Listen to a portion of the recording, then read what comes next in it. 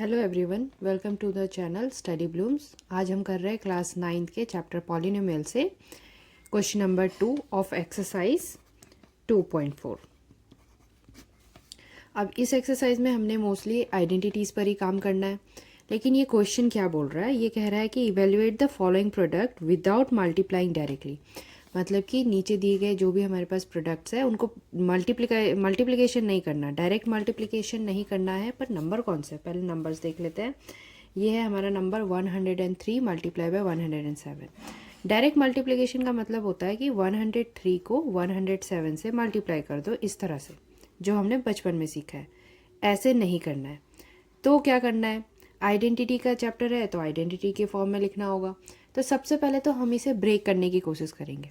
Break करने की कोशिश का मतलब ये है कि जब हम आइडेंटिटीज़ को देखते हैं ना, जैसे हमारे पास x प्लस वाई है उसका होल स्क्वायर और x माइनस वाई है उसका होल स्क्वायर, x प्लस ए एक्स प्लस बी है, तो ये x क्या है, ये a क्या है, तो ये नंबर्स है। अभी हमें पता नहीं है इसलिए हम x y बोल रहे हैं, लेकिन अगर हमें पता होगा तो हम उन नंबर्स के हिसाब से बोलेंगे। मान लो ये 100 है, ये 3 है, तो 103 हो जाएगा। ये 100 है, ये 3 है, ये 100 है, ये 7 है, तो 103 107 हो जाएगा। तो अब हमें ये देखना होगा कि इनमें से कौन सी आइडेंटिटी है जो यहाँ रिप्रेजेंटेबल है, या हम 103 और 107 को रिप्रेजेंट कर पाएंगे इसके हेल्प से। तो मैंने इसे ब्रेक करने की कोशिश की राउंड ऑफ में, तो मुझे मिला कि मैं 103 को 100 प्लस 3 लिख सकती हूँ और 107 को 100 प्लस 7 लिख सकती हूँ। अब मैं अगर आइडेंटिटीज़ में चेक करूँ तो ये किसको रिप्रेजेंट कर रहा है, तो मैंने पाया कि ये x प्लस ए को और फिर x प्लस बी को रिप्रेजेंट कर रहा है, क्योंकि प्रोडक्ट करना है, ये भी प्रोडक्ट में होता है। पहला वेरिएबल सेम है x और 100, x और 100, और दूसरा x और 3, सॉरी a और 3, b और 7। तो यस, इस आइडेंटिटी में हम इस एक्सप्रेशन, ये जो प्रोडक्ट है इसको एक्सप्रेस कर सकते हैं। तो अब हम क्या कर रहे हैं, हमें फैक्टर फॉर्म में मिला हुआ है, हम उसे एक्सपेंड फॉर्म में कर रहे हैं। पर क्योंकि ये नंबर्स हैं तो सारे सॉल्व हो जाएंगे और लास्ट में हमें एक सिंगल डिजिट नंबर मिल जाएगा। तो अब इस क्वेश्चन को सॉल्व करते हैं। तो हमने पाया कि x की जगह 100 आएगा और a की जगह 3 आएगा, फिर x की जगह 100 आएगा और b की जगह 7 आएगा। तो इस तरह से देखें तो 100 प्लस 3 मल्टीप्लाई बाय 100 प्लस 7, ये हो जाएगा x का square plus a plus B into x plus a into b. मैंने स्पेस छोड़ दिया है, अब इसको फिल करते हैं। x का मतलब यहाँ पर है 100, तो x का स्क्वायर मतलब हो जाएगा 100 का स्क्वायर, फिर a प्लस बी, a मतलब 3 है, b मतलब 7 है, तो a प्लस बी मतलब 3 प्लस 7 इंटू एक्स, एक्स क्या है 100, फिर a इंटू बी यानी 3 इंटू 7। अब इन्हें सॉल्व करते हैं। 100 का स्क्वायर 10,000, फिर 7 प्लस 3 10, 10 इंटू 100 1000 एंड 3 7 ज़ा 21। अब अगर हम इन्हें ऐड करें तो लास्ट 2 डिजिट 21, फिर थर्ड डिजिट 0, फोर्थ डिजिट 1 और फिफ्थ डिजिट फिर से 1, तो हमें मिल रहा है 1 1 0 2 1 1 0 2 1। तो ये आ गया हमारा प्रोडक्ट ऑफ 103 इंटू 107, और हमने डायरेक्ट मल्टीप्लिकेशन भी नहीं किया। जो ये जो तरीका होता है इसे हमने यूज़ नहीं किया, हमने आइडेंटिटी को यूज़ किया है, वो भी x प्लस ए एक्स प्लस बी को, और हमें मिल गया द प्रोडक्ट। इसी तरह से इसका सेकेंड क्वेश्चन करते हैं। तो 95 इंटू 96, अब इसे कैसे सॉल्व करें। पहले तो हमारे पास था 103 इंटू 107, तो हमने 100 प्लस 3 और 100 प्लस 7 कर दिया। क्या 95 और 96 के लिए भी हम जो पहला वाला नंबर होगा कॉमन नंबर के फॉर्म में इसे रिप्रेजेंट कर सकते हैं क्या। तो कुछ बच्चों को लगता है हाँ 90 प्लस 5 कर दो और 90 प्लस 6 कर दो, हो गया। वैसे तो हो जाएगा, लेकिन उससे भी ज़्यादा सिंपलेस्ट तरीका है अगर हम इससे इस तरह से यूज़ करें, 100 माइनस 5 कर दे इसे और 100 माइनस 4 कर दे, तो ये और ज़्यादा सिंपल है। तो इसमें अब हमें क्या करना होगा, फिर से देखो आइडेंटिटी कौन सी रिप्रेजेंट हो रही है, तो ये x प्लस ए x प्लस बी ही है, जिसका एक्सप्रेशन फिर से था x square A plus B x plus A into B. तो अब एक्सप्रेशन में अगर हमें देखना है तो x की जगह 100 है, a की जगह -5 है। मैंने इस लास्ट क्वेश्चन में भी समझाने की कोशिश की थी कि जो आइडेंटिटी है वो प्लस के फॉर्म में है, यानी जब भी हमें माइनस मिलेगा ऐसे सिचुएशन में जहाँ आइडेंटिटी में प्लस है तो माइनस उस नंबर के साथ जाएगा। वैसे ही x प्लस बी है तो यहाँ पर भी x 100 को रिप्रेजेंट कर रहा है और b जो है वो -4 है, पूरा का पूरा -4, क्योंकि एक्सप्रेशन में प्लस होना चाहिए था। तो अब इसको अगर हम लिखते हैं 100 माइनस 5 प्रोडक्ट 100 माइनस 4, ये ऊपर समझाने के लिए है। अगर आपको आइडेंटिटी समझ आती है तो आप साइड में आइडेंटिटी एक्सप्रेस करके अपना सॉल्यूशन सीधे कर सकते हो। मैं समझा रही हूँ इसलिए मुझे 2 लाइन एक्स्ट्रा लिखनी पड़ रही है। तो अब ये क्या बनेगा, ये बनेगा एक्स का square A plus B into x plus A into B. तो ये क्या है, एक्स का स्क्वायर मतलब 100 का स्क्वायर, फिर a प्लस बी मतलब -5 प्लस -4, -5 प्लस -4, और फिर 100 x है 100 और फिर -5 इंटू -4। ये जो माइनस है इसे साथ साथ लेते हुए चल रहा है क्योंकि ये आइडेंटिटी का हिस्सा है, प्लस आइडेंटिटी का हिस्सा है, माइनस इन नंबर्स का हिस्सा है। ओके, सॉल्व करेंगे तो 100 का स्क्वायर होता है फिर से 4 जीरो वाला यानी 10,000, -5 -4 प्लस किया तो -9 इंटू 100 -900 एंड 5 4 ज़ा 20 माइनस माइनस प्लस, ये आ गया 20। अब इन्हें सॉल्व करो, 10,000 माइनस 900 ये देगा 9,100 प्लस 20, तो आ गया 9,120 एज आंसर। तो सेकेंड क्वेश्चन भी सॉल्व। अब नेक्स्ट क्वेश्चन है 104 इंटू 96। ओके, तो इसमें तो एक बड़ा नंबर है 100 से, एक छोटा नंबर है, तो क्या करेंगे, वैसे ही एक्सप्रेस करो, 100 प्लस 4 मतलब बेस लेकर के चलो 100 को, ताकि उसके ऊपर नीचे जितना भी कम ज़्यादा होता है उसे हम देख लें। तो ये बना 100 प्लस 4 एंड 100 माइनस 4।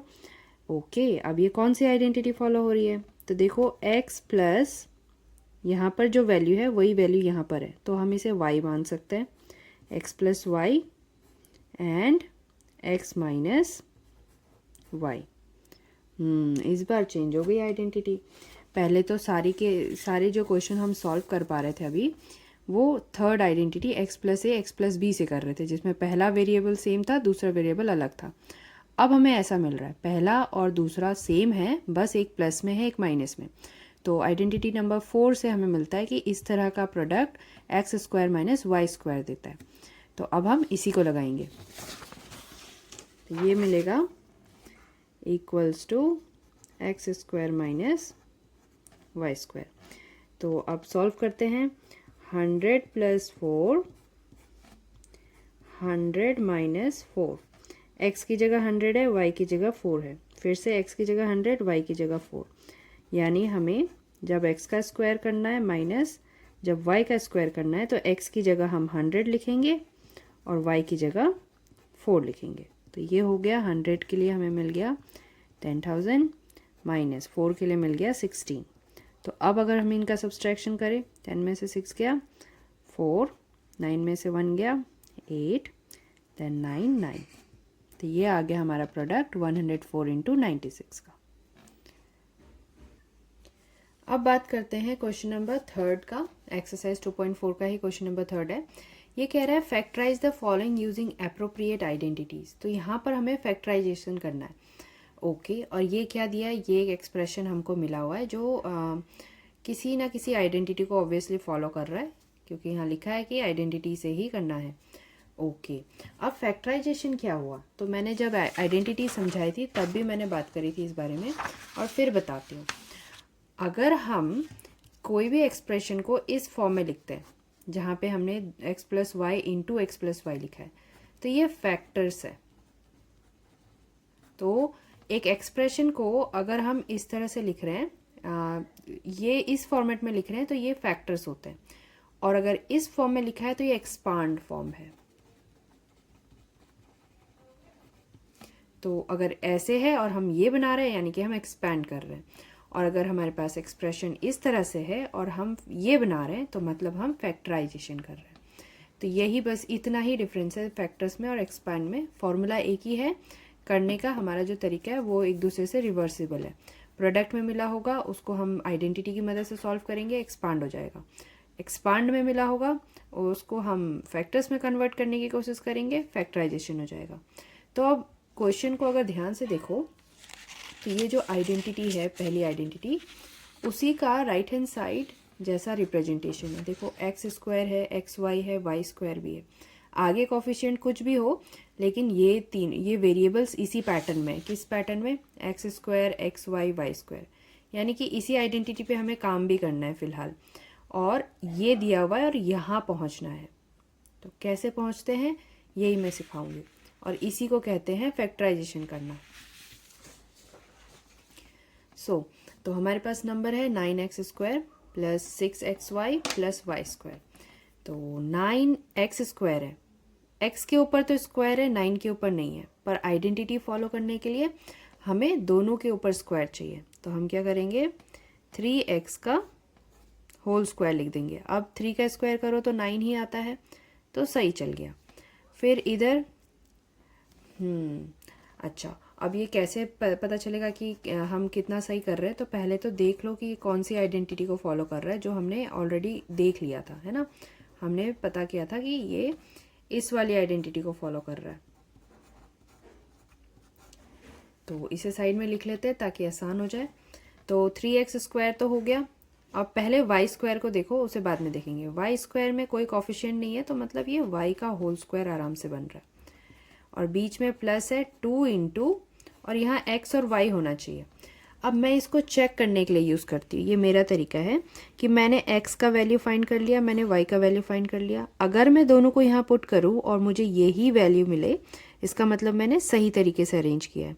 तो मैंने अब x की जगह 3x डाल दिया, y की जगह y डाल दिया, और मैंने चेक किया भाई कितना आया, 2 3 ज़ा 6। हाँ सही आ रहा है, सही भी आ रहा है, आइडेंटिटी फॉलो भी हो रही है।